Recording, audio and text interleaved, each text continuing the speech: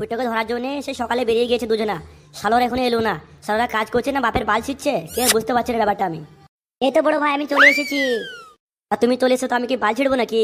আগে বল যে কাজটা তোকে আমি দিয়েছিলাম ওই কাজটা হয়েছে কি হয়নি?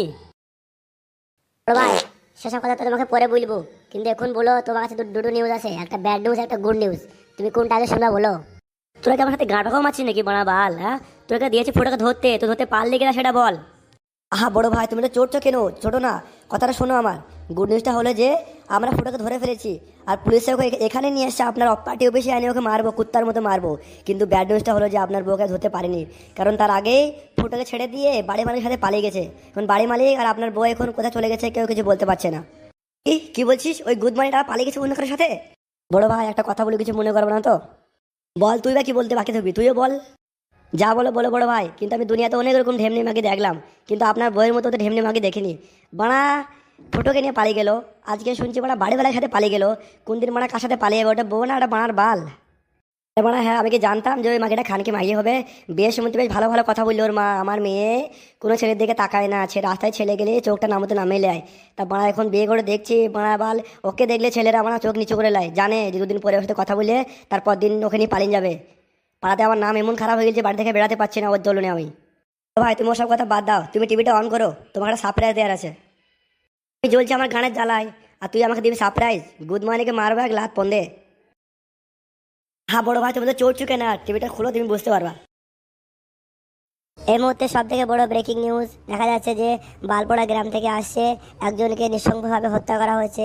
ছেলেটির নাম হচ্ছে ফুটো, কিন্তু ছেলেটির পেছনে ব্যাকগ্রাউন্ড হলো যে ছেলেটি এমএলএ সাহেবের বউকে নিয়ে পালিয়েছিল, কয়েকদিন ধরে নিখোঁজ ছিল, হঠাৎ করে আজকে তার লাশ পাওয়া গেছে। পুলিশ তদন্ত করছে। এসব কি হচ্ছে এবং লাইভ দেখা টেলিকাস্ট? আমি কিছু বুঝতে পারছি না। তুই বলছিস ফুটোকে এখানে নিয়ে আসছে, আর মিডিয়া বলছে ফুটোকে মেরে ফেলে ফুটো লাশ গায়েব করে দেওয়া হয়েছে, লাশ খুঁজে পাওয়া যাচ্ছে না। আর তুই সেখানে আমাকে বলিস ফুটো এখন জ্যান্ত আছে, এখানে নিয়ে আসছে, ফুটোকে নাকি আমি নিজে হাতে মারবো। এসব কি হচ্ছে আমি কিছু বুঝতে পারছি না। একই বাড়া, তুমি আমাকে কোথায় নিয়ে যাচ্ছ? কোর্টের রাস্তা তো ওই দিকে, আজকে আমার বিচার হওয়ার কথা সকাল 10টার সময়, তুমি আমাকে এমএলএ সাহেবের রাস্তা দিয়ে এখানে নিয়ে যাচ্ছ। ফুটো এবার তোকে এমএলএ বুঝাবে কত ধানে কত চাল। তুই তোর বউকে নিয়ে পালেছিস, এবার কোর্টে এত টাকা খই দিয়েছে, এবার তোকে কোর্টে না, তোকে ডাইরেক্ট এমএলএ সাহেবের পার্টি অফিসে তোকে তুলতে বলেছে, উপর থেকে অর্ডার এসে। ওখানে তোকে শুনলাম নাকি এনকাউন্টার করবে এমএলএ সাহেব নিজে হাতে। আমি তো আর মনে হয় বাঁচবো না। কি যে ভুল করলাম, এমএলএর বউকে পালিয়ে নিয়ে গিয়ে, সে আজ আমার কাছে নেই, তার জন্য আমাকে নাকি এনকাউন্টার করে দিবে। আর তোর কেন্দ্রে কেটে কিছু লাভ নাই রে, যা হবার হয়ে গেলছি। চল এমএলএ সাহেবের বাড়ি চলে এলাম, চল নাম এবার। বড় ভাই ফুটোকে নিয়ে চলে এসেছে অফিসার। কই সে শালকে সামনে ডাক, মা আমাকে সামনে ডাক। সাহেব প্লিজ দয়া করে আমাকে ক্ষমা করে দেন, আমাকে মেরো না, আমার ছোট ছোট দুটো বাচ্চা আছে বাড়িতে, ওরা না খেতে পেয়ে মরে যাবে।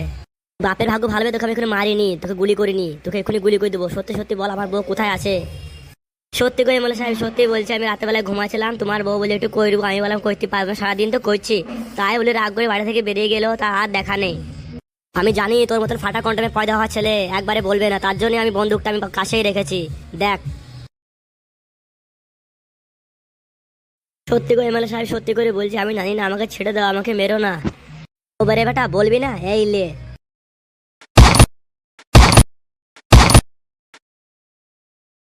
তুই আবার দাঁড়িয়ে দাঁড়িয়ে দেখছি কি? আবার লাশটাকে নিয়ে ঠিকানায় লাগা যা। লাশটাকে রেখে আমি গানে ভরে নেবো নাকি? লাশটাকে কোথায় ঠিকানা লাগাবো সেটা বলো, কোথায় নিয়ে যাবো? পুড়ি দেবো না মাটিতে দাফিন দেবো না পানিতে ফেলে দেবো সেটা তো বলো। বেশ শালো লাশটাকে পিচ পিচ করে কেটে গ্রামে কুকুর থেকে খই দেগা, এটা আমি দেখতে চাই, আমার শান্তি হবে আমার জানে। ঠিক আছে টেনশন নেবো না, আমি আমি এখন যাচ্ছি, লাশটাকে পিচ পিচ করে কুকুরকে খই দিয়েছি।